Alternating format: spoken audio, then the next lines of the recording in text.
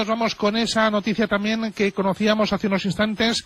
Inspectores de la Agencia Estatal de la Administración Tributaria se están presentando en las comisiones falleras de la sección especial para pedir facturas de sus gastos con proveedores como la iluminación, floristería, grúa, pirotecnia y construcción del monumento fallero. Según los responsables de las fallas, la llegada de los inspectores se ha producido sin previo aviso y por sorpresa en algunos casos mientras los artistas falleros y los artistas trabajaban en la planta de los monumentos, algo que ha causado la indignación de la propia alcaldesa Rita Barberá. Que en el día que los falleros están plantando las fallas, que vayan allí en medio de la fiesta a preguntar una cosa, que si quieren saberlo, que se vayan a trabajar a la calle calladitos y que vean dónde hay carpa y dónde no. Pero que no molesten a unas personas que están celebrando su fiesta tradicional, que están trabajando sin ánimo de lucro ninguno y que lo que estaban demostrando era una absoluta insensibilidad con las fallas.